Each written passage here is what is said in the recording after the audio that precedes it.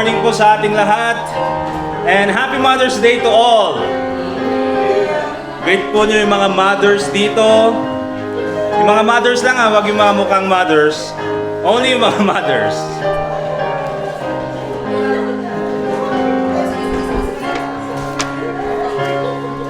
So, settle down po. Tayo po ay mag-start na sa ating service.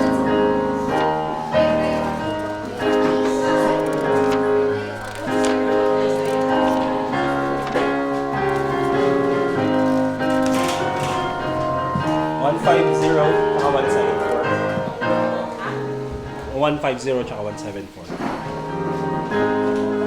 150 tsaka 174.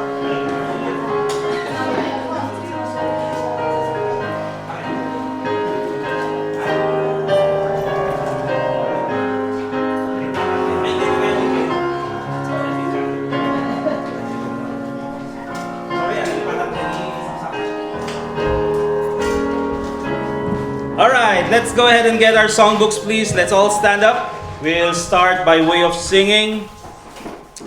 And then after that, prayer pala muna. And then after that, we'll go ahead sa ating congregational singing. We'll ask you, Brother Edgar, para sa ating opening prayer, please. Let us pray. Dear Lord, thank you for once again na kami po ay muling makikinig ng inyong mensahe, and we pray that you bless our service this morning and help us understand, as well as our preacher. Please give him the wisdom that would deliver the message with clarity, and also we pray that we will understand the message. And sa mga paparating po, keep them safe as they go to church, and this we pray in Jesus' name, amen. Amen. Let's go ahead and get our songbooks. We'll sing song number 150. We'll sing My Faith Has Found a Resting Place.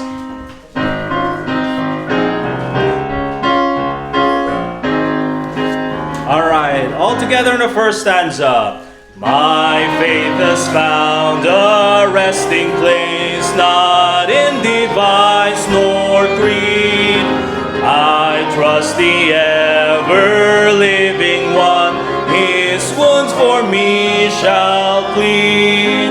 I need no other argument, I need no other plea. It is enough that Jesus died, and that he died for me. Enough for me that Jesus saves. This ends my fear and doubt. A sinful soul, I come to him, he'll never cast me out. I need no other argument, I need no other plea. It is enough that Jesus died, and that he died for me. My heart is leaning on the word, the written word of God. Salvation by my Savior's name, salvation through his blood. I need no other argument, I need no other plea. It is enough that Jesus died, and that he died for me. My great physician heals the sick, the lost he came to save. For me his precious blood he shed, for me his life he gave. I need no other argument, I need no other plea. It is enough that Jesus died, and that he died for me. Amen. Wonderful song. Be seated, please. We'll sing song number 174, My Jesus, I Love Thee.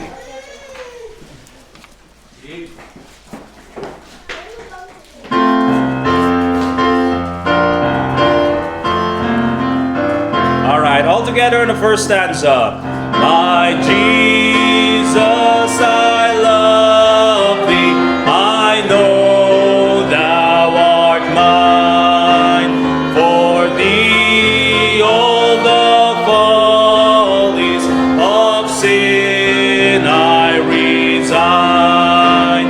My gracious Redeemer, my Savior art thou.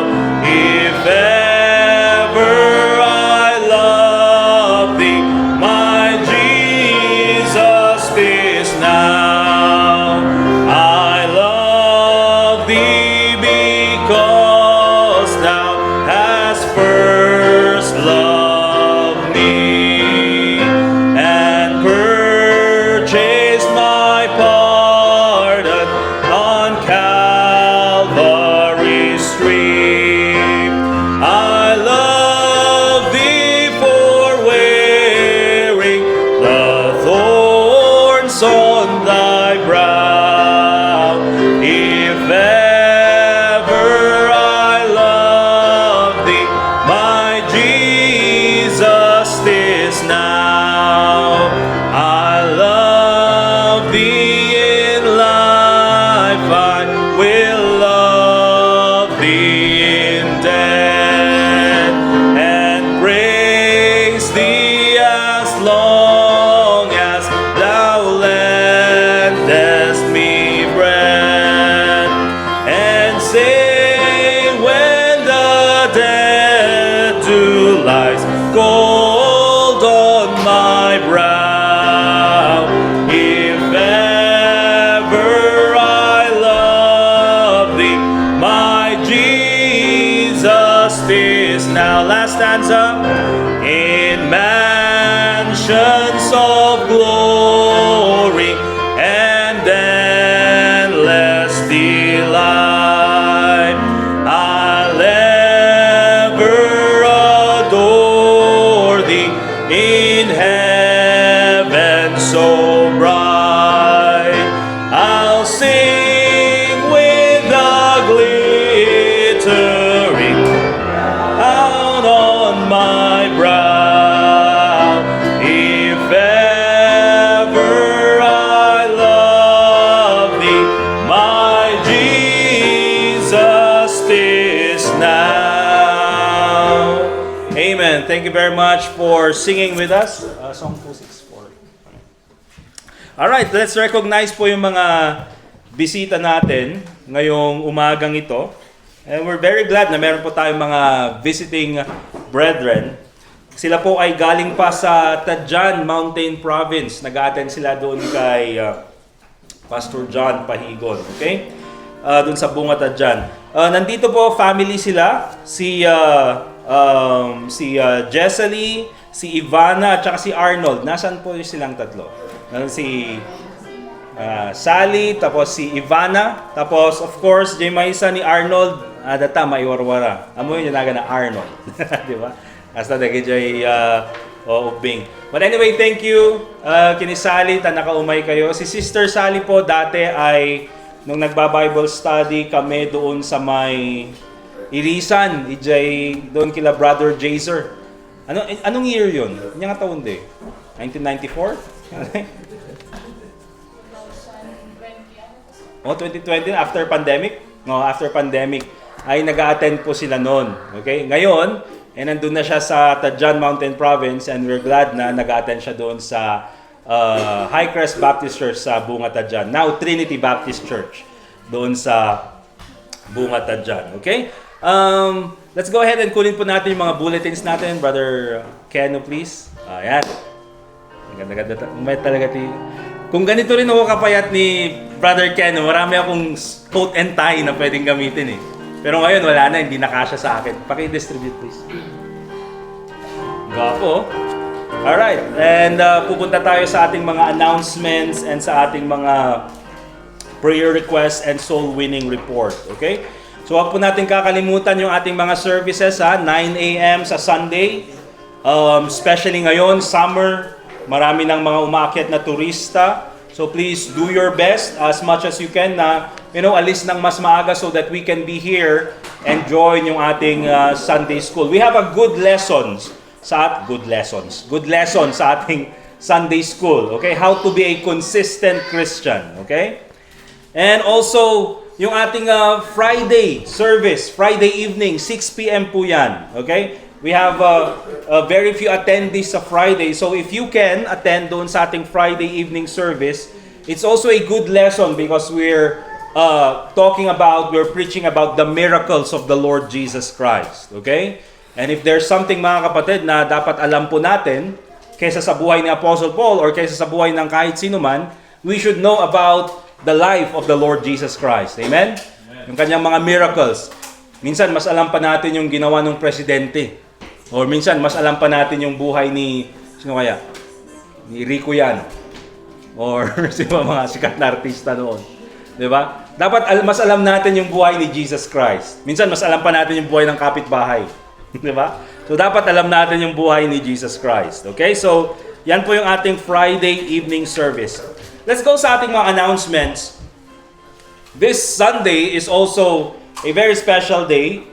Me as a preacher, kung tinitingnan ko yung mga special days natin sa church, nandyan yung mga missions emphasis, nandyan yung Lord's Supper, nandyan yung anniversary. And one of those special days is Mother's Day. Amen? So we celebrate Mother's Day dito sa church because in the Bible, binibigyan po yan ng halaga ng salita ng Diyos. And so sa lahat po ng mga mothers this morning, Happy Mother's Day to you all. And of course, doon sa mga nandito na mga members, make sure that you greet your mothers, Happy Mother's Day. Yung Father's Day, mga ano lang yan. Hindi. Maganda yan. No? Maganda nga yung gift natin ngayon sa mga mothers eh. Di ba? Ganda yung mga gift na yan, talagang pinaghandaan. Okay? So Happy Mother's Day to all. And also, we're very glad na we were able to have our missionary speaker last Sunday. Were you blessed last Sunday? Say amen. I mean, napakaganda nung kanyang testimony, how he is persecuted doon sa kanilang lugar, and yet he still goes on to preach the gospel. Okay? From missionary from Pakistan. What a wonderful testimony. And so let's continue to pray mga kapatid sa ating mga prayer requests. Let's continue to pray for our DepEd approval para sa ating school preaching here in Baguio and La Trinidad. Let's continue that there will be more soul winners dito sa ating church, more souls to be evangelized because that is the main goal of our church. And also mga kapatid, let's continue to pray for this school, Pines Montessori School. Okay? Hindi po natin kasama sila Ma'am Aida, sila Ma'am Elsa. Continue to pray for them. Nandun sila sa Bunga Tadjan. Okay? To help doon sa children's ministry and then later on doon sa Ambagyo, Nueva Vizcaya. Okay? Pag-pray po natin yung dalawang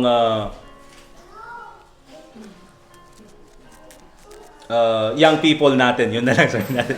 Pag-pray natin yung dalawang young people natin. Okay? Si Ma'am Elsa at si Ma'am Aida. Alright? Also, soul winning report. This week we have 31. Amen? Meron po tayong 31 sa ating soul winning. Mula po yan nung Sunday hanggang Saturday yesterday. Okay? Thank you for the updates. And let me just also mention, kung meron kayong mga salvations na nakuha, please ilagay nyo agad sa soul winning tracker if you can, or isend nyo agad sa akin para mailagay ko sa soul winning tracker, okay? Para po palaging na-update. So we have this year 1,377, praise God for that. And last Friday nakalimutan nating kantahan si Ma'am Elsa. Wala naman siya ngayon, okay? But at least meron po tayong birthday celebrant itong number 9 si Sister May. Kailan ba yun? Kahapon pala. Kahapon si Sister May. Pero kakantahan ka namin ngayon, sis. Sabay pa ng Mother's Day, kaya may gift ka sa akin. Alright, let's sing Happy Mother's Day. Let's sing Happy Birthday para kay Sister May. Okay? Pinagpawisan tuloy. Alright, happy birthday all together.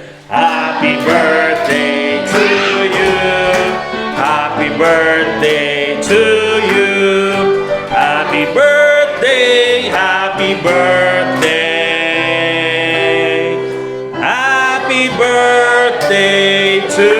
you. Amen. All right, let's go ahead and get our songbooks. We'll open on song number 264. We'll sing Once for All.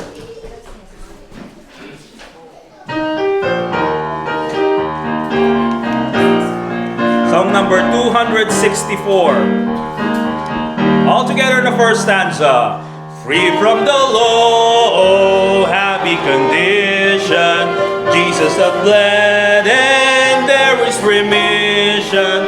Cursed by the law and bruised by the fall, grace hath redeemed us once for all.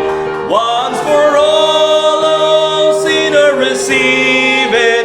Once for all, oh brother, believe it. Cling to the cross, the burden will fall. Christ hath redeemed us once for all. Now are we free, there's no condemnation. Jesus provides a perfect salvation. Come unto me, oh, hear his sweet call. Come and he saves us once for all. Once for all, oh, sinner, receive it. Once for all, oh, brother, believe it. Cling to the cross, the burden will fall. Christ hath redeemed us once for all. Children of God, oh, glory is calling. Will keep us from falling, passing from death to life at his call. Blessed salvation once for all. Once for all, oh sinner, receive it. Once for all, oh brother, believe it. Cling to the cross, the burden will fall. Christ hath redeemed us once for all. Amen. Let's get our Bibles, please. Dako na tayo sa ating preaching this morning. Let's get our Bibles and we'll open to 2 Kings chapter 4. 2 Kings, and we'll go sa chapter 4.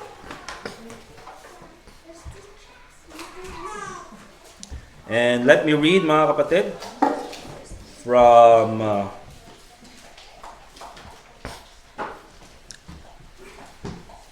from verse 8 hanggang verse 37. So medyo may kahabaan, but follow me with your eyes as I read 2 Kings chapter 4 verse 8 hanggang verse 37. Okay? Try to understand kung anong nangyayari sa story, okay?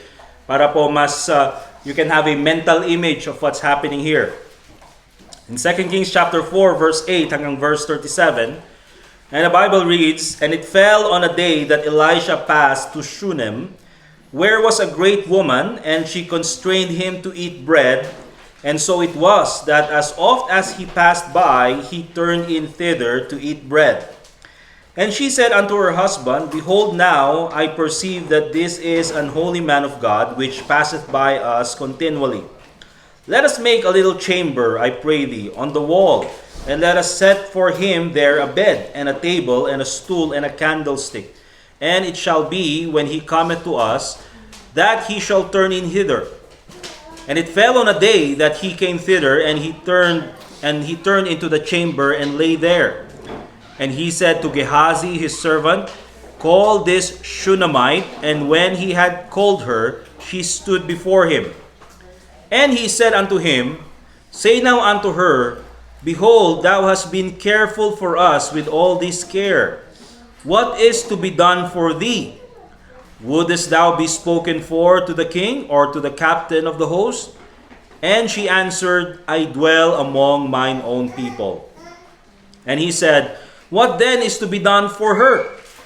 And Gehazi answered, Verily, she hath no child, and her husband is old. And he said, Call her. And when he had called her, she stood in the door.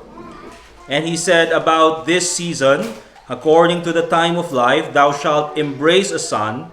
And she said, Nay, my lord, thou man of God, do not lie unto thine handmaid. And the woman conceived and bare a son at the season that Elisha had said unto her, according to the time of life. And when the child was grown, it fell on a day that he went out to his father to the reapers. And he said unto his father, My head, my head. And he said to a lad, Carry him to his mother. And when he had taken him and brought him to his mother, he sat on her knees till noon, and then died. And she went up and laid him on the bed of the man of God, and shut the door upon him, and went out. And she called unto her husband, and said, Send me, I pray thee, one of the young men, and one of the asses, that I may run to the man of God, and come again. And he said, Wherefore wilt thou go to him today? It is neither new moon nor Sabbath. She said, It shall be well. Then she saddled an ass, and said to her servant, Drive and go forward. Slack not thy riding for me, except I bid thee. So she went and came unto the man of God to Mount Carmel. And it came to pass, when the man of God saw her afar off, that he said to Gehazi his servant, Behold, yonder is the Shunammite. Run now, I pray thee, to meet her, and say unto her, Is it well with thee? Is it well with thy husband? Is it well with the child? And she answered, It is well. And when she came to the man of God to the hill, she caught him by the feet.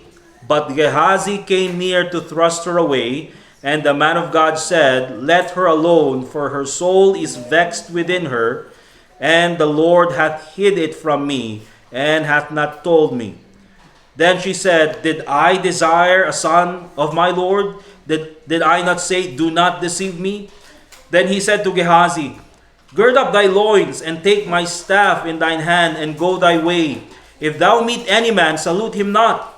And if any salute thee, answer him not again, and lay my staff upon the face of the child. And the mother of the child said, As the Lord liveth, and as thy soul liveth, I will not leave thee. And he arose and followed her. And Gehazi passed on before them, and laid the staff upon the face of the child. But there was neither voice nor hearing. Wherefore he went again to meet him, and told him, saying, The child is not awake. And when Elisha was coming to the house, behold, the child was dead, and laid upon his bed. And went in therefore, and shut the door upon them twain, and prayed unto the Lord. And he went up, and lay upon the child, and put his mouth upon his mouth, and his eyes upon his eyes, and his hands upon his hands. And he stretched himself upon the child, and the flesh of the child waxed warm. Then he returned and walked in the house, to and fro, and went up and stretched himself upon him. And the child sneezed 7 times, and the child opened his eyes. And he called Gehazi, and said, Call this Shunammite. So he called her. And when she was come in unto him, he said, Take up thy son. And then she went in, and fell at his feet, and bowed herself to the ground, and took up her son, and went out. So this time, mga kapatid, this Mother's Day, we'll talk about this wonderful example of a godly mother dito po in 2 Kings chapter 4. Okay? And we'll put a title to it. And yung title po ay kitang-kita doon sa verse 23, or makikita po natin in verse 23, where nung namatay yung anak nung Shunammite woman, and he said, sabi nung asawa, Wherefore wilt thou go to him today? It is neither new moon nor Sabbath. And ano yung sagot ng Shunammite woman? And she said, It shall be well. Okay? And so magiging title po natin this morning, mga kapatid, is found in verse 23. Nung sabi ng Shunammite woman, It shall be well. Hindi ito yung all is well, mga kapatid. It shall be well. And ang magiging focus po natin is yung pananampalataya ng isang godly mother, the faith of a godly mother. And of course, Mother's Day, mga kapatid, is not just about appreciation. We surely appreciate yung mga mothers in our congregation and also in our life as believers. But it's also about recognizing yung strength or yung faith ng isang godly mother. And I think that should be what mothers should strive for, to be a godly mother. Remember this, you cannot be a perfect mother. Wala pong perfectong nanay, katulad ng walang perfectong tatay. Okay? But here's the thing, you can be a godly mother. Alright? With all the flaws, with all the insecurities, with all the, sabihin natin kahinaan ng isang tao, you can be a godly father. But also, you can be a godly mother. Okay? So itong binanggit niya dito mga kapatid in 2 Kings chapter 4 verse 23, nung sinabi niyang even though her son is already dead, and then she's planning to go dito sa man of God na si Elisha to ask for help, anong sabi niyang ganyan? It shall be well. This is not denial mga kapatid. I don't think this is denial at this point. I think this just shows that she has great faith. Na sinasabi niyang ganyan, kahit na in this situation, everything is gonna go fine. It shall be well. Sabi niyang ganyan. Alright? And so we recognize mga kapatid, maraming mga nanay pagod sa trabaho, pagod sa pag-aalaga, pagod sa mga gawaing bahay, pagod sa ministry, pagod sa lahat ng mga iniisip sa buhay, carrying burdens also in life. But here's the thing mga kapatid, it shall be well. Amen? It shall be well. And so unang-unang gusto kong makita po natin dito sa ating lesson is this. A godly mother values spiritual things. Okay? A godly mother values spiritual things. It shall be well. Remember this. Okay? And so makikita natin dito, ang isang godly mother, maka-Diyos na nanay. Okay? Godly mother values spiritual things. Notice in verse 9, nung itong si Elisha ay palaging dumadaan doon sa Shunem at palagi niyang nakikita itong Shunammite woman na ito. At ang ginagawa ng Shunammite woman na ito, palaging dumadaan si Elisha, ay palagi niyang binibigyan ng tinapay. Okay? O ito, bago ka umalis, magbibigay muna siya ng tinapay doon kay Elisha. Okay? Magbibigay siya ng pagkain doon kay Elisha. And ganoon din sa kanyang servant, si Gehazi. Okay? Pero here's the thing mga kapatid. Look at verse 9. Bakit kaya ginagawa ito nung godly mother, nung Shunammite woman? And she said unto her husband, sabi niya sa kanyang husband, behold now, notice this, I perceive this is an holy man of God which passeth by us continually. Itong palaging dumadaan na ito na binibigyan ko ng food, the reason why ginagawa ko yan is I perceive, I know that this is a man of God. This is a holy man of God. So, itong Shunammite woman, mga kapatid, siya lang yung nakapansin na itong si Elisha na dumadaan sa kanila is actually a prophet of God. Kaya binibigyan niya ng pagkain. Binibigyan niya ng kung anong kailangan niya na pagkain or siguro tubig, of course. And here's the thing mga kapatid, meron siyang spiritual discernment sa kung anong pinaka-importante. You see, ang tinapay po sa kanilang panahon, mga kapatid, ay talagang, pinaghahandaan po yan na ginagawa. Probably may mga store noon, pero, hindi po siya katulad natin na punta ka sa store, may Valley Bread. Punta ka sa kabilang store, merong pang bread Danes, siguro, merong pang Danes. Or punta ka sa SM, may mga iba't ibang klaseng bread, mga kapatid. Okay? But in this time, mga kapatid, having bread, oftentimes yung prepare nila is usually for their family. So to give bread to someone who is just passing by, mga kapatid, that is a very kind gesture. Okay? Dahil yan, pinag-prepare. Okay? Ginagawa mismo nila yung harina, ginagawa mismo nila yung bread. They are the ones who are doing it. They are the ones who are preparing the bread, baking the bread. And so she had this spiritual discernment na itong tao na ito na dumarating sa atin or dumadaan sa atin is a holy man of God. And because he's a holy man of God, because he's doing something spiritual, because he's doing the work of God, you know what? Let me serve him. Okay? Let me give priority para sa kanya. Let me assist him in whatever way I can. Baka maging tulong din ako kahit sa simpleng pagbibigay lang ng pagkain ay makatulong ako doon sa ministry. And you know what mga kapatid? She's the only one who did that. Whereas yung iba na probably mga kapitbahay or even yung kanyang husband, they ignored Elisha. But itong Shunammite woman, she valued what others have ignored. You see mga kapatid, sa panahon natin, we live in a time when people do not give regard to the things of God. Hindi nila binibigyan ng kahalagahan ang mga patungkol sa Panginoon. They don't regard to church.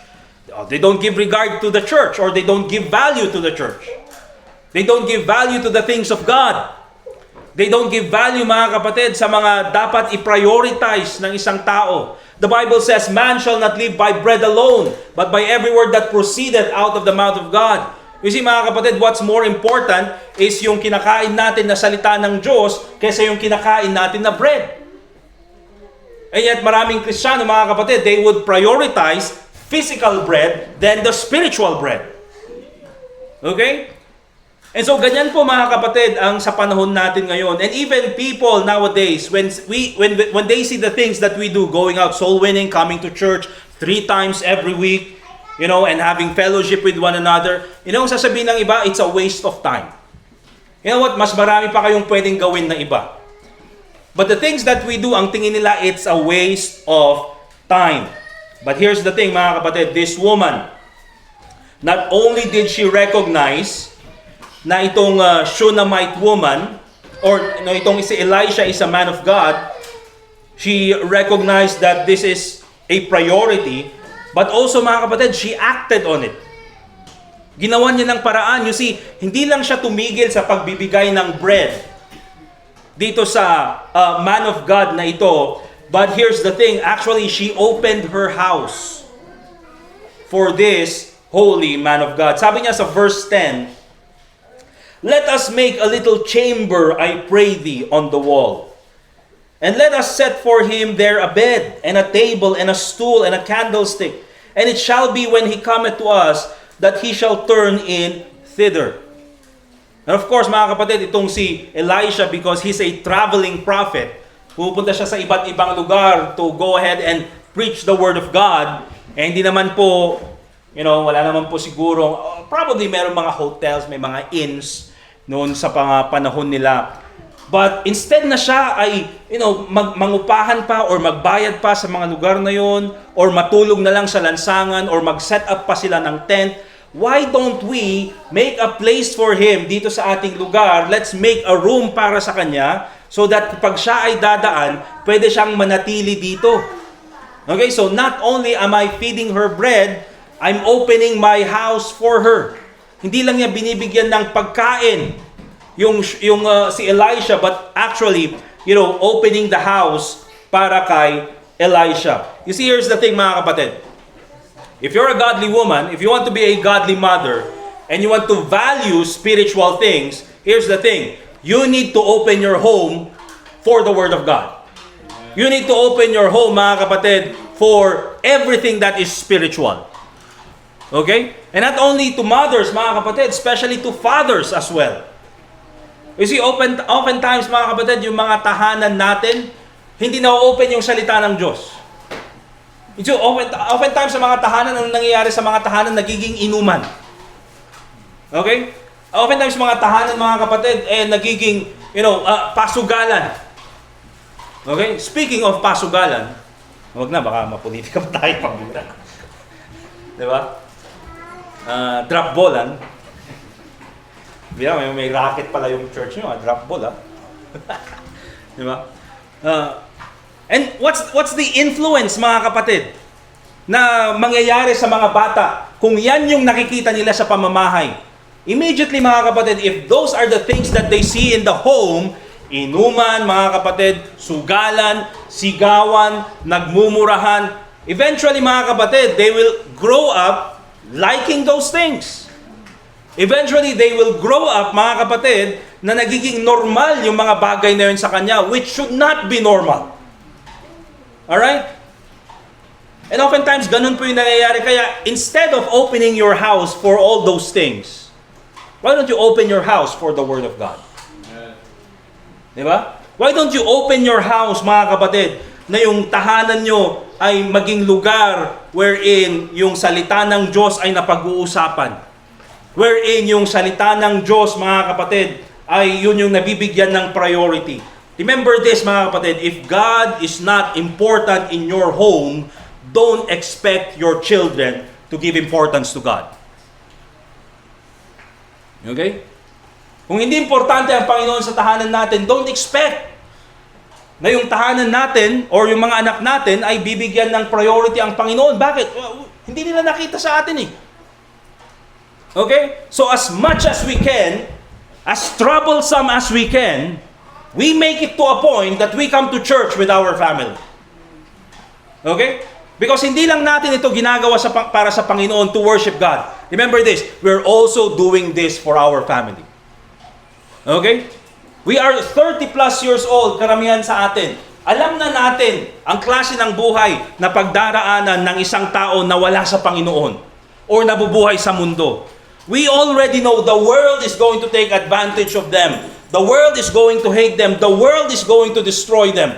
Yan po ang ginagawa ng mundo. Okay? Sa mga kabataan, mga kapatid na malayo sa Panginoon. And so, what is our responsibility as parents right now? Fathers and mothers. Ilapit natin ang ating pamilya sa Panginoon. Amen? Prioritize godly things. And a godly mother values spiritual things. You know, here's the thing, mga kapatid. Maraming mga Kristiyano, they don't give value to spiritual things. They don't give value to God, to the church, to the Word of God. Hindi nila binibigyan ng halaga. You know why? Because hindi nila alam yung halaga. Why is it not a priority? Because they don't know the value. Yan po yung problema sa marami, mga kapatid. They think that, being a Christian or God or the Lord Jesus Christ is only a part of our life. Hindi po, mga kapatid. God, the church, the Lord Jesus Christ, the Word of God, it's not only a part of our life. Remember this, it is our life. Buhay po natin yan. Katulad, for example, nung isang kaibigan ko noon na binigyan ng regalo na tablet. Okay? Binigyan ng regalo na tablet. And this is back in 2014, 2013. Nung bago pa yung mga tablet, nung parang may tablet kayo, parang, alam mo, naalala nyo nun yung may mga bagong labas na tablet na may SIM card na ginagawa nilang phone? Na pag may tumawag, nakaganon sila. Diba? Sobrang weird nun. Diba? May ganon kasi lumabas. So, binigyan siya ng regalo. Kaso, nasaan na yung regalong tablet sa'yo? Yung binigay, sabi kong ganon. Eh sabi niya ganyan, ayaw kong gamitin. Bakit naman? Hindi branded eh. Wow. Hindi branded, sabi niya ganun. Bigay mo na lang sa akin, sabi ko ganun. Sabi niya, wag na, baka makita nung nagbigay. So, hindi niya ginagamit na ganyan. And then, ano ba yung brand? Sabi kong ganun. Ang sinabi niya ganyan, yung brand is Hewlett-Packard. Okay? Hewlett-Packard. And so, sa isip kong ganun, ibigay mo na sa akin. Hindi maganda yung brand na yun. Hindi pala branded eh. Di ba? Hindi pala branded, bigay mo na sa akin. So, pinupush ko sa ganun bigay sa akin. Pero hindi niya binigay kasi research niya. Ano ba yung Hewlett-Packard? Yun pala yung branded sa Pilipinas, HP. Di ba? And so nakita, yun pala yung HP Hewlett-Packard. Magandang brand pala, kaya yun, ginamit-gamit na niya. Alright? And so that's the thing, mga kapatid. You know why? Minsan, ibang Kristiyano, they don't prioritize God, they don't prioritize the church, is because they don't understand the value. Okay? Hindi nila naiintindihan yung value. Akala nila it's just part of our life. Mga kapatid, Christ is our life. Amen? Kung wala ang Panginoon, wala tayong buhay. And so a godly mother values spiritual things. And the same goes to us. Okay, we want to be a spirit-filled father. You have to value spiritual things. Pero dito sa lesson natin, mga kapatid, this is the mother who's the one doing the valuing of spiritual things. Okay? Hindi lang yan, mga kapatid. But notice this. A godly mother recognizes that children are a gift from God. Okay? A godly mother recognizes that children are a gift from God. Let's go to 2 Kings chapter 4, doon sa main text natin. And let's look at verse 16. 2 Kings chapter 4, and notice verse 16. And ang sabi ng Bible in 2 Kings chapter 4, verse 16, and he said about this season, because here's the thing, dahil sa kindness ng Shunammite woman na yon, sabi ni Elisha kay Gehazi, yung kanyang servant, punta ka dun sa babae, punta ka sa Shunammite, tawagin mo siya, at tanungin mo kung anong pwede natin gawin para sa kanya. Gusto niya bang i-recommend natin siya sa king? Anong pwede natin gawin sa kanya? Pero yung Shunammite woman, mga kapatid, so humble, na ang sabi niyang ganyan, look at verse 13, and she answered, I dwell among mine own people. Okay? I don't need to go to the king's palace. Hindi ko kailangang pumunta doon. I'm okay here. I dwell among mine own people. And so, sabi doon sa verse 16, sa verse 15, and he said, call her, sa verse 14, and he said, what then is to be done for her? Sabi ni Elisha, kasi ni Gehazi, wala naman daw siyang gusto. So sabi ni Elisha, ano din ang pwedeng gawin natin para sa kanya? And Gehazi answered, verily she hath no child, and her husband is old. Wala siyang anak. And of course, matanda na rin yung kanyang asawa. And of course, mga kapatid, naisip ni Elisha, the greatest gift that a woman can have, mga kapatid, is to have a child. Okay? Is to have a child. And sabi niya ganyan in verse 16, and he said about this season according to the time of life, thou shalt embrace a son. And she said, nay, my Lord, no, my Lord, thou man of God, do not lie unto thine handmaid. Katulad nung kay Sarah, mga kapatid.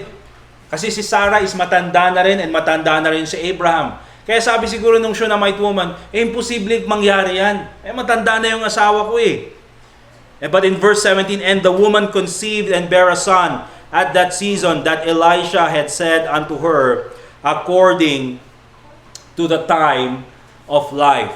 Okay? So, ang nakita ni Elisha na pwedeng ibigay niya dito sa woman na ito is for her to have a child. And you know what, mga kapatid? We live in a day and age where people will look at children at sasabihin nila, it's such a big burden. Wag na lang. Di ba? I remember back in, I think high school kami noon or college. Hindi ko alam kung anong year lumabas yun. But it's, panahon lang ng Friendster yun. May Friendster na ulit, mga kapatid. Pero pang iPhone lang daw. Ang ba naman yan? Di ba? Di ba? May Friendster. May Friendster na. Kasi gusto kong mag-subscribe sana sa Friendster. Gusto kong gamitin. Kaso, kailangan iPhone lang. Arte naman, di ba? But here's the thing. Naalala ko noon, may Miss Universe question. Kasi ito pina-essay, high school, pina-essay sa amin ito. And yung question doon sa Miss Universe representative ng, I think, Philippines, hindi siya nanalo but I think yung question sa kanya is this, what is the essence of a woman? Okay, what is the essence of a woman? And then yung sagot niya is very simple. Okay? Very short and very simple. The essence of a woman is to be a mother. And ang daming pumalakpak sa kanya, but at the same time, ang daming nag-boo sa kanya. Because for many people, mga kapatid, in this day and age, in this world, wherein nandyan na yung feminist doctrine, many people would look at motherhood and they will say, mga kapatid, that it is demeaning to women. Okay? Na hindi dapat, okay, maging mother ang mga kababaihan. Notice what the Bible says in Psalm chapter 127. Okay? Psalm chapter 127. And the Bible reads in Psalm 127 verse 3, wherein sabi ng Bible, lo, children are an heritage of the Lord. And the Bible reads, and the fruit of the womb is His reward. Okay? Ang mga anak natin, mga kapatid, ang mga kabataan, ang mga batang nakikita natin ngayon, although makulit sila, although matigas yung ulo, although marami silang mga kailangan pang matutunan, mga kapatid, at minsan hindi nakikinig, but here's the thing, mga kapatid, they are a blessing from God. Blessing sila ng Panginoon. Kaya kung titingnan natin, mga kapatid, itong Shunammite woman na ito, na I would say, marami din siyang pangangailangan. Elisha could have said na, okay, bibigyan kita ng another miracle katulad sa isang mother na tinulungan ko before, okay, na pwede kitang bigyan ng unlimited food, okay, or pwede kitang, kung ano man yung sakit na anong meron kayo, pwede kong agasan, pagalingin, di ba? Pwede kong agasan, pwede kong pagalingin. But here's the thing. This is the most precious thing that you can have. It's to have a child. Okay? And so, wag po kayong maniniwala sa sinasabi ng mga feminists, especially nowadays, where they will say, oh, the Bible devalues women. The Bible is, sabihin na natin, it is enslaving women. Religion is enslaving women. Here's the thing, mga kapatid. Religion is enslaving women. Cults are devaluing women. Look at Islam, mga kapatid. That's a religion who devalues women. Tingnan how cults, they treat women. It is devaluing. Yun po, mga kapatid. That's true. But here's the thing. If you read the Bible, it does not devalue women. The Bible, mga kapatid, appreciates women. You can just read Proverbs chapter 31 and makikita mo doon, mga kapatid, the value of a woman, of a virtuous woman. She is far above rubies. Okay? Pwede kang magkaroon ng kahit anong kayamanan, mga kapatid, but it's more important to have a virtuous woman. Okay? And so, wag po kayong maniniwala doon na sabihin nila of yung pagiging full-time mother or pagiging homemaker is less than a career. Okay? Hindi po yun katotohanan, mga kapatid. Because, here's the thing. Pag sinasabi mo yun, that being a mother is less than a career, or being a mother ay hindi siya ganun ka-importante, it implies, mga kapatid, that raising children or raising your family is not an important work. When if you take a look at the Bible, mga kapatid, it's a very important work. And mamaya ipapakita ko po kung bakit. Okay? And oftentimes, pag ganun po yung kaisipan, katulad ng mga feminists na ito, they ignore the biblical view or the biblical teaching that motherhood is honorable. Parang ang nagiging tuloy, ang tingin tuloy, mga kapatid, is pag titingnan ng mga mothers ngayon, titingnan ng mga kababaihan ngayon, they would measure their success based on income. Hindi po, mga kapatid. Okay? That is not the basis, okay, of the success of a mother. Hindi po yan ang makikita natin sa salita ng Diyos. Look at 1 Timothy chapter 5 and verse 14. Okay? 1 Timothy chapter 5. And notice what the Bible says in verse 14. Where the Bible says, I will therefore that the younger women, sabi ni Paul, marry, bear children, guide the house, give none occasion to the adversary to speak reproachfully. You see, ang isa sa mga pinaka-ideal na sinabi ni Apostle Paul, especially sa mga younger women, is kung available, magpakasal. Di ba? And kung magpakasal, bear children, and then guide the house. Because guiding the house, mga kapatid, is a very important part of life. Now, I would say, mga kapatid, that as a preacher, sa aming personal life ni Sister Angel, I would not know how to, continue life kung wala yung asawa ko. Diba? I would not know how to continue life na wala yung magtatrabaho ka. sa gabi. Okay? And then, pupunta pa ka mag-soul winning. And then after that, you have to prepare yung mga lesson para sa church. There's no rest day para sa akin. Okay? There's no rest day. Alagaan pa si Sofia.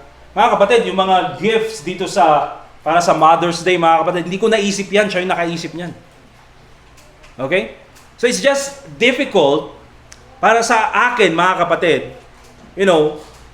to raise the family on my own. I need someone who will help me. Kaya nga ang tawag sa Bible in the book of Genesis, help me. Okay? And praise God, meron akong asawa, mga kapatid, that's very helpful sa ministry, helpful sa bahay. Okay? But that's the thing, mga kapatid. Oftentimes, people, the world, feminists, will devalue that at sasabihin, hindi yan importante. Alright? Hindi yan ang pinaka-importante where the Bible says it is actually very important. Here's the thing, mga kapatid. Let's take a look at kung ano ba talaga yung isip ni Satanas when it comes to families. You know what, mga kapatid? What's the number one goal ni Satanas? It's to destroy the home. It's to destroy the family. Okay? It's to destroy the family. And so, merong feminism ngayon wherein it's dictating, okay, actually women to rebel against their husbands. Alright? And refusing motherhood. And here's what happens, mga kapatid. If feminism enters the house, if feminism enters, mga kapatid, biblical marriage, you know what happens? It destroys God's plan. All right? And so now we have fathers who do not want to lead the house. We have fathers who do not want to lead the home. And oftentimes nagiging baliktad because the father doesn't want to lead the home. Ang nagiging leader tuloy ng tahanan is yung nanay. Nababaliktad na, mga kapatid. And of course, when that happens, the father is not happy. Because ang biblical, mga kapatid, na responsibility ng isang ama sa tahanan is to lead the home. And if that does not happen, the father will not be happy. Because the father will not be respected. And so nagkakaroon tuloy ng gulo. And later on, the frustration, and later on, mga kapatid, nagkakaroon ng pag-aaway, and then nai-involve na yung mga anak. It destroys the home. It destroys the family. And when the devil destroys the family, the devil destroys the church. You know why? Because the church is made up of families. And if the devil destroys the family, the devil has already destroyed society. Because the basic unit of a nation is family. Kaya yan po palagi, mga kapatid, gustong sirain ni Satanas. Alright? Gumagamit siya ng bisyo, gumagamit siya ng mga maling gawain, kasalanan, and even times, wrong counsel to destroy the home. Kaya remember this, mga kapatid, especially sa mga mothers this time. You have children, they are not a burden. Okay? They are blessings from God. And here's the thing, mga kapatid. Okay? Don't treat yourself or don't think to yourself na, dahil wala akong career, I don't have value. Hindi po, mga kapatid. You are raising the children that God has given you. That is a wonderful thing to do. Okay? But hindi lang yan. Let's go to 2 Kings chapter 4 and we'll read verse 18 hanggang verse 20.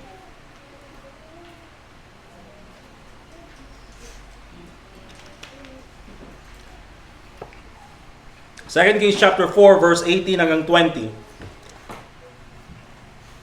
And the Bible says, so after nanganak na yung Shunammite woman, and when the child was grown, it fell on a day. So merong isang araw na yung malaki na yung bata pero nahulog. That he went out to his father to the reapers, and he said unto his father, my head, my head. And he said to a lad, carry him to his mother. Okay? So either nahulog itong batang ito or talagang nagkasakit na lang yung kanyang yung kanyang, nagkasakit yung kanyang ulo, and then pumunta sa kanyang ama. And when he had taken him, doon sa kanyang nanay, and brought him to his mother, imagine yung bata, he sat on her knees, nandun, kalong-kalong nung kanyang nanay until noon, and then the Bible says, and then died. So yung bata, mga kapatid, na binigay ng Panginoon, a gift from God, a reward for this mother's service, for prioritizing godly things, for giving value to spiritual things, na binigay ng Panginoon sa kanya through Elisha. It came to a point, it came to a time, mga kapatid, na yung gift na binigay sa kanya ng Panginoon was taken away from her. Okay? And so yung point na gusto kong ipakita dito is, a godly mother trusts God in crisis. A godly mother trusts God in crisis. Hindi siya nagagalit sa Panginoon. She does not complain to God. She does not get angry with God. She does not blame God. But actually, mga kapatid, she trusts God. And so namatay yung kanyang anak, mga kapatid, and I would say that that is every mother's worst nightmare. Speaking of nightmare, mga kapatid, yan po yung panaginip yung bangungot ni Sister Angel kaninang umaga. Pagkagising ko, yun na yung sinabi sa akin. Di ba? Just imagine na nangyari yung ganitong nangyari sa Shunammite woman sa'yo or sa atin. I would not know how to feel. Di ba? Parang napakahirap na pagdaraanan ng isang pamilya. I would say, one of the most difficult times that I've preached the gospel is when I preached to a friend who committed suicide. Difficult to preach. Okay? But secondly, isa pa sa mga pinakamahirap, probably the top, is to preach in a baby's funeral. Ang hirap. Just thinking about it, mga kapatid, nakakayak. Di ba? I mean, mahirap talaga. You do not know what to say. Hindi mo alam kung anong sasabihin mo. How can you offer words of comfort sa ganung mga klaseng panahon? How can you do that? It's a difficult thing to do. But look at the response ng babae na ito, ng Shunammite woman. After niyang dalhin yung kanyang anak doon sa kwartong pinagawa niya para sa man of God, doon niya linagay yung kanyang anak, shut the door, and then pinatawag niya yung kanyang servant. Sabi niya sa kanyang asawa, pupunta ako sa man of God. I will ask for help. And doon sabi nung kanyang asawa, doon sa verse 23, and he said, wherefore wilt thou go to him today? Pupunta ka ngayon? It is neither new moon nor Sabbath. And she said, it shall be well. I just imagine, mga kapatid, you see, oftentimes when the Bible, kaya sabi ko, mga kapatid, when you read the Bible, try to imagine what's happening. Okay? I can just see itong Shunammite woman na ito having gone through yung pagkawala ng kanyang anak. Alright? Having gone through all those feelings, the emotion, na kalong-kalong niya yung kanyang anak, na hindi gumagaling until such time na namatay. Alright? And then pupunta siya ngayon doon sa man of God, but still yung kanyang isip, it shall be well. Magiging okay ang lahat. She did not panic, mga kapatid. She did not blame God. She trusted God. But here's the thing, mga kapatid. When she said, it shall be well, hindi niya sinasabing, okay lang. Because really, what's happening is not okay. Amen? Ang sinabi niya is, it shall be well. Magiging okay din ang lahat. May pagkakaiba doon, mga kapatid. Oftentimes, kapag may problema yung tao, sasabi mo, okay lang yan. Hindi okay. Di ba? Hindi okay. In many occasions, hindi okay yung pinagdadaanan ng tao. Pero you know what? Ang pwede nating sabihin, magiging okay din ang lahat. Magiging okay din ang lahat. At yan po yung sinasabi nung Shunammite woman. Hindi niya sinabing okay lang na namatay yung anak ko. No, it's difficult. Talagang mahirap yung kanyang pinagdaraanan, but sa kanyang isip, magiging okay din ang lahat. You know why? Because he trusts God. Why do I say he trusts God? Ang unang nasa isip niya is to go to the man of God. You know what mga kapatid? When we go through crisis, pag dumadaan tayo sa problema, those things reveal who we truly trust. Okay? Pag dumadaan tayo sa crisis, pag dumadaan tayo sa problema, yun yung mga bagay na nagpapakita kung sino talaga or kanino tayo nagtitiwala. Sinasabi natin, oh, we trust God with all our hearts. Pero pag dumating yung problema, ang unang pinuntahan is yung worldly counsel. You know what? You're not trusting God, you're trusting worldly counsel. Ang unang pinuntahan is yung kaibigan. It's good that you have friends, but here's the thing, you're not trusting God, you're trusting your friend. Okay? So ang una dapat nating puntahan is walang iba kundi ang Panginoon. And basically, yun po yung ginawa ng Shunammite woman na ito. Nung wala siyang magawa because of what happened, mga kapatid, you know what she did? She went straight to the man of God. It shall be well. Romans chapter 8 verse 28, and we know that all things work together for good to them that love God, to them who are the called according to His purpose. You see, pag tayo po ay dumadaan sa problema, oftentimes we cannot see what God's purpose is. But you know what? It shall be well. Because God has a purpose. Amen? And ang purpose po ng Panginoon para sa atin is for us to be like the Lord Jesus Christ. But here's the thing, mga kapatid. Let's go to James chapter 4, verse 14. And I'd like to dive in a little bit more in reality. And I'm not saying na yung binanggit ko is not reality. This is reality. What happened here in 2 Kings chapter 4 is reality. Totoo pong nangyari itong mga bagay na ito. Okay?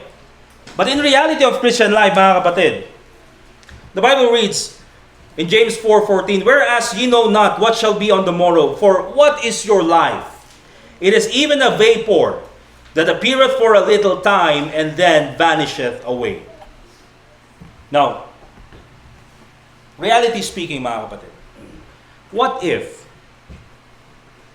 yung batang binigay sa atin ng Panginoon, yung anak na binigay sa atin ng Panginoon, what if God decides to take it away from us? What if yung anak natin namatay? Because the Bible reads, mga kapatid, what is your life?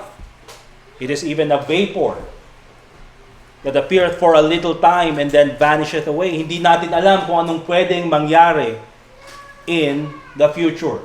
We don't know what's going to happen tomorrow. And that could happen. It happened. Sa mga may kakilala kong it happened to them. Tulad ng sabi ko, it's the most difficult place to preach. It happens. Okay? But let me just give you this idea from the Word of God because still the Word of God gives us comfort. You know what, mga kapatid? Even if that happens, it shall be well. It shall be well. I don't know how, I don't know when, it shall be well. Let's go to 2 Samuel chapter 12, verse 22. Kaya po, it's very important, mga kapatid. It shall be well. Even if God takes away our children, or even sabihin na natin, mga kapatid, na tayo ay naging faithful sa church, we're going soul winning, ginagawa natin lahat ng mga bagay na yan, pero namatay yung anak natin. Here's the thing, mga kapatid, that's the worst thing that a person, a mother, a father can go through, but it shall be well. You know why? Because we have a heavenly home. Because no matter what happens, mga kapatid, meron pa rin tayong langit na uuwian. That's why it's very important, as young as these children are, kung sila ay nagsimula ng maintindihan ang isang bagay, let's go ahead and share to them the gospel. Okay, so that they will trust the Lord Jesus Christ as their Savior. Because remember this, mga kapatid, we as parents, mga kapatid, praise God na meron tayong mga anak. But remember this, our children should grow up to trust in God. That is what the Bible says. You know why? Kasi tayo bilang mga parents, gagawin natin ang lahat para sa anak natin. But here's the thing, we don't have eternity. And what I mean by that is, hindi tayo immortal. There will come a time na tayo ay mamamatay. There will come a time na iiwan natin yung mga anak natin. And you know what? There are many children, mga kapatid, na nung namatay yung kanilang mga nanay, yung kanilang mga tatay, they don't know how to live their life. You know why? Because they put all of their trust in their parents. But here's the thing, mga kapatid. God will always be there. Kahit wala na tayo, God will always be there for them. And so it's very important na maituro natin sa mga anak natin that they should trust in God. That they should trust in the Word of God. That no matter what happens, mga kapatid, they will remain in God, have faith in God. If there's a legacy na pwede nating iwan para sa mga anak natin, that should be the legacy. Okay? And so habang meron pa yung mga anak natin, let's share to them the gospel. But let me just read to you 2 Samuel chapter 12 verse 22. Paano naman po? Okay? For instance, sa mga sanggol or doon sa mga bagong panganak lang or sa mga infant pa lang, what if sila ay kunin ng Panginoon? The Bible reads, and he said, sabi ni David, while the child was yet alive, I fasted and wept, for I said, who can tell whether God will be gracious to me that the child may live? Because here's the thing, dahil sa kasalanan ni David, mga kapatid, dahil sa kanyang kasalanan with Bathsheba, ang naging consequence sa kanya is yung pinagbubuntis ni Bathsheba, sabi ni Samuel, ay kukunin ng Panginoon. Okay? Kukunin yan ng Diyos. And so itong si David, he fasted and wept before the Lord. But still in verse 23, but now he is dead. Sabi ni David, now the child is dead. Wherefore should I fast? Can I bring him back again? Of course not.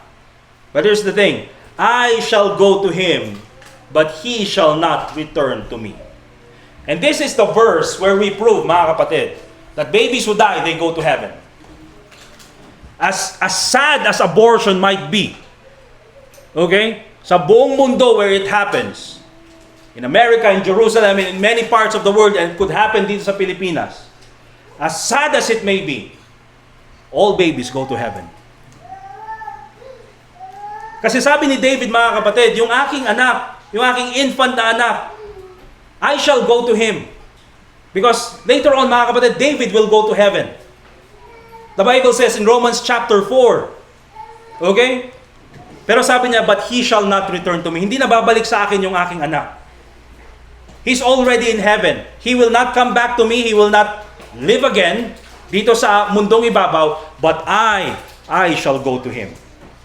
And so that is why we believe, mga kapatid, not the Catholic thinking na pagka yung baby namatay, pupunta sa impyerno dahil daw meron siyang original sin. The Bible says, the soul that sinneth, it shall die.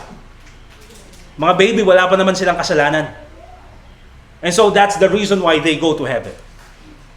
Okay? But also, Isaiah chapter 57 verse 1. Let's go to Isaiah chapter 57 verse 1. And the Bible says, and sometimes it happens, tulad na sabi ko, it's one of the most difficult time to preach. But we can only surmise or probably take a look at what the scripture says to find comfort in those times. Sabi ng Bible in Isaiah chapter 57 verse 1 and 2, the righteous perisheth. Minsan nag-iisip tayo, bakit siya yung bait-bait pa siya yung namatay? Bakit hindi na lang yung, minsan gano'n yung isip ng tao ito. Hindi na lang siya. Diba? And sabihin natin, bakit kung sino pa yung bata? Kung sino pa yung inosente? Sila pa yung kinuha ng Panginoon. The righteous perisheth, and no man layeth it to heart. And merciful men are taken away. Kung sino pa yung mabubuti, sino pa yung mababait, those who are righteous, those who are merciful, those who are gracious, they're the ones who are taken away. None considering that the righteous is taken away. Notice this, from the evil to come. It shall be well. You know why? It shall be well. Because one of the purpose that God will take away someone from us is to protect them from the evil to come. Okay? Is to protect them from the evil to come. Here's the thing, mga kapatid. In this world where we live in, there's suffering. It's just an evil, fallen world. And you know what, mga kapatid? Those babies who are in heaven, they have better. You know why? Because they're with the Lord Jesus Christ. Those who are in heaven, mga kapatid, na mahal natin sa buhay, who trusted the Lord Jesus Christ as their Savior, we're sad na wala na sila. Malungkot tayo na hindi natin sila kapiling, but they are happy. You know why? Because they are with the Lord. Dahil kasama nila ang Panginoon. Okay? And so it shall be well. Those are just some of the reasons why pwede kong banggitin. There are many reasons in the Bible. But for the sake of time, mga kapatid, whatever thing we can go through, katulad ng sabi ng Shunammite woman, it shall be well. It's not okay right now. Hindi okay ngayon, pero magiging okay din ang lahat. Amen? Because we have God. Also this, we'll do it quick. A godly mother runs to God, not to the world. 2 Kings chapter 4 verse 24. A godly mother runs to God, not to the world. So anong una niyang ginawa? Then she saddled an ass and said to her servant, "Drive and go forward, slack not thy riding for me except I bid thee." Wag kang hihinto or basta dire-diretso lang yung bilis. So she went and came unto the man of God to Mount Carmel. And it came to pass when the man of God saw her afar off that he said to Gehazi his servant, "Behold, yonder is that Shunammite." Ang unang pinuntahan, mga kapatid, ng Shunammite woman is the man of God. She went to God first, not to neighbors, not to gossip, not to social opinions. She went straight to God. Psalm 118 verse 8 and 9, it is better to trust in the Lord than to put confidence in man. It is better to trust in the Lord than to put confidence in princes. Okay? Mas mabuti pa, it is better na tayo ay magtiwala sa Panginoon. Bakit? Because people would want to help you than to put confidence in man. Diba? May mga taong gusto kang tulungan. But here's the thing. Yes, they want to help you, but they are limited. Diba? And in this occasion, mga kapatid, alam nung Shunammite woman, my son is dead. Walang ibang pwedeng tumulong sa akin. Others might want to help me, but can they give my son back to me? Of course not. Kaya ang unang pinuntahan niya is the man of God because he is seeking for God's help. It is better to trust in the Lord than to put confidence in princes.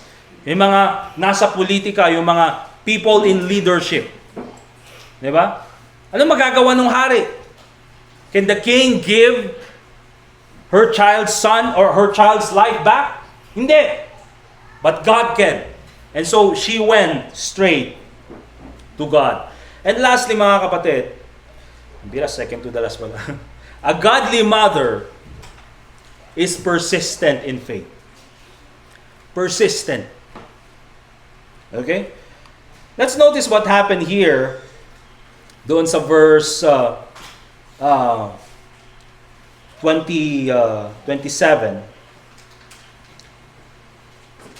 Verse 26.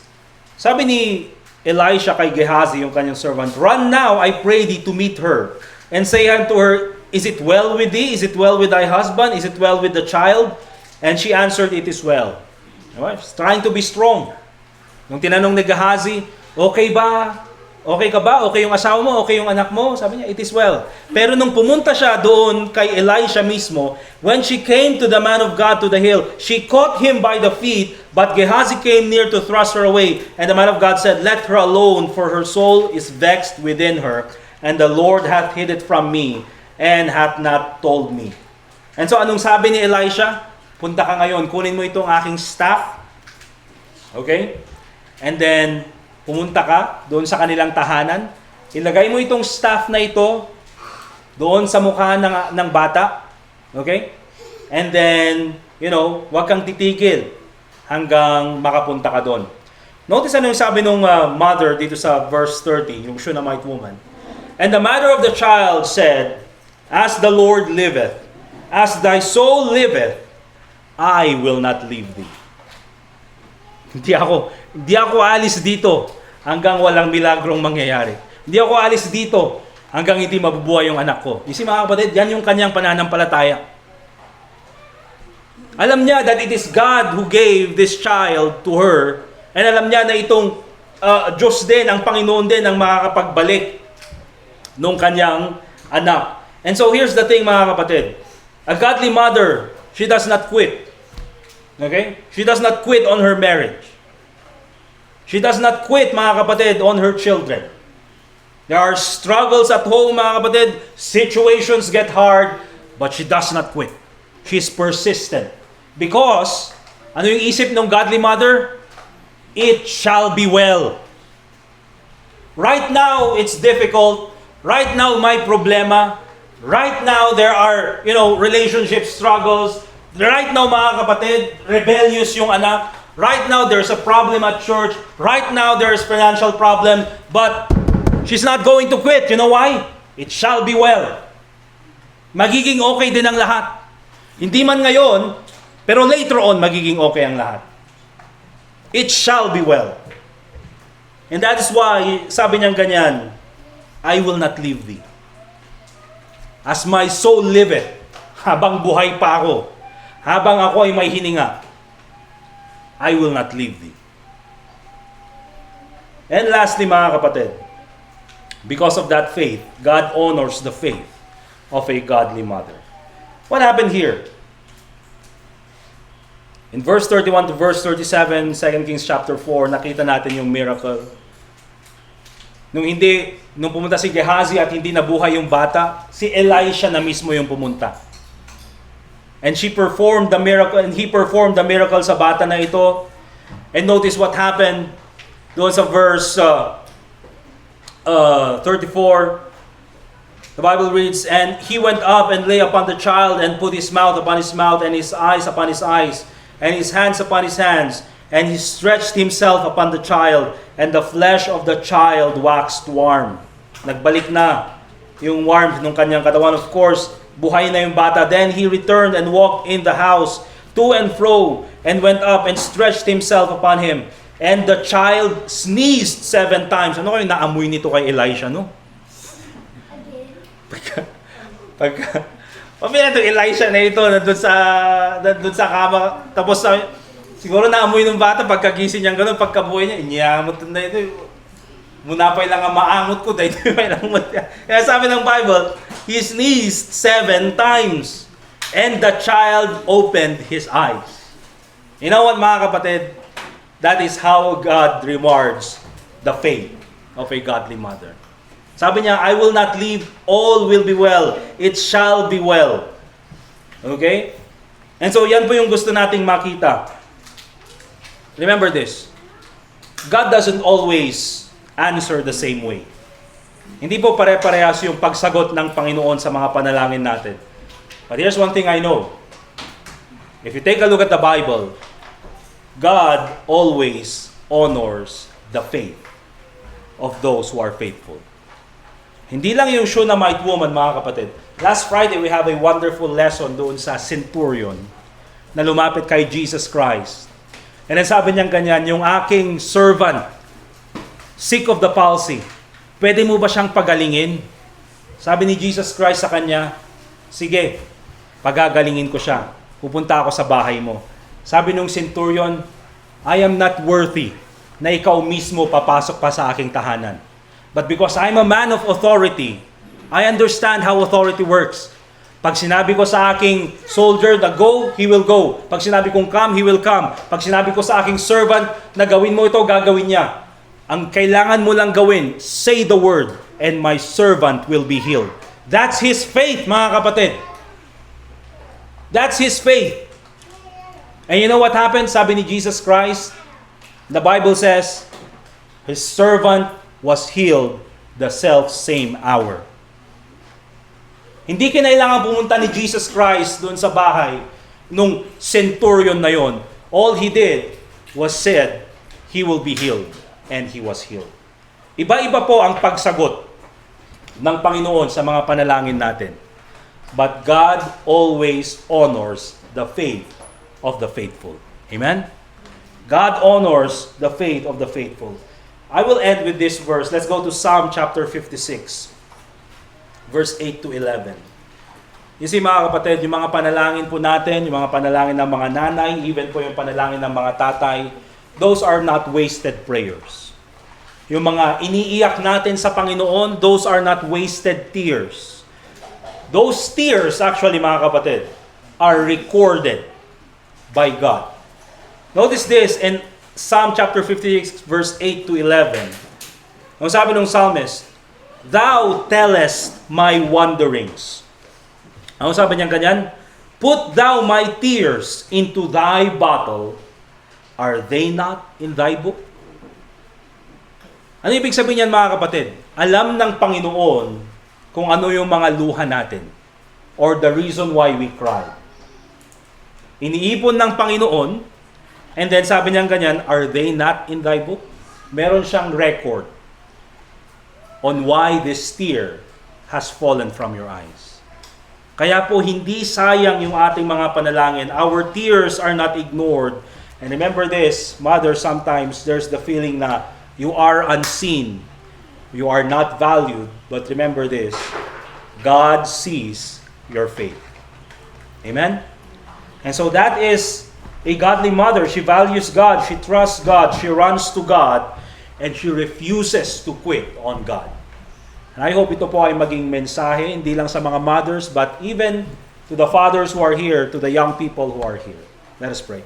Dear God, Heavenly Father, once again, we thank you for this time na kami po ay nakapakinig ng iyong salita. We thank you, dear Lord, for this wonderful example of a woman in 2 Kings chapter 4, the Shunammite woman, Panginoon. She's not a queen, she's not a prophet's wife, she's just a regular woman who valued spiritual things, who had this wonderful faith na even in times of crisis, she understood that all shall be well. And she never quit on her faith, Panginoon. She's very persistent. I pray, Lord, na yung kanyang pananampalataya ay maging ganun din yung aming pananampalataya. Tulungan mo po kami, Panginoon, na may ayos namin ang aming mga pagkakamali in order for us to be better parents, to be better Christians, so that we will be able to serve you more and to be used by you more. Salamat, Panginoon, sa iyong kabutihan sa amin. I pray that your name be glorified in everything that we do. And as we continue to pray for one another, Panginoon, ikaw po sana ang makinig sa panalangin ng bawat isa. And also pray in the name of the Lord Jesus Christ. Amen. Let's continue to pray, mga kapatid. And again, if there are any requests na gusto nyong sabihin sa Panginoon, now is the time to pray. Pray for your mothers, pray for your family, pray for your children. And if there's anything na gusto nyong sabihin sa Panginoon, even as mothers, you can say it to God. Sige po, pwede tayong manalangin.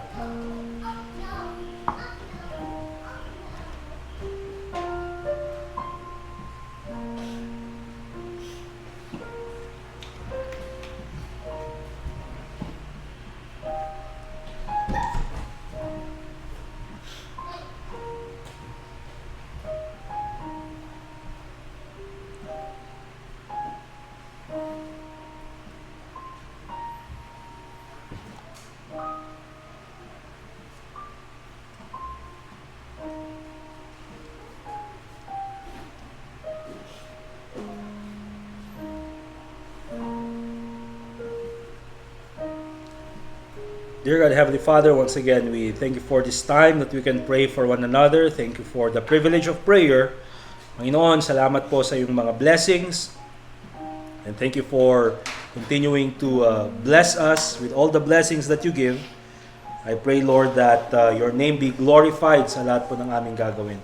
As we continue on our service, as we give our tithes and offerings, muli po, Panginoon, ikaw po ang mag-bless sa mga bagay na ito so that we can use them more for your glories. Thank you, Lord, for your blessings.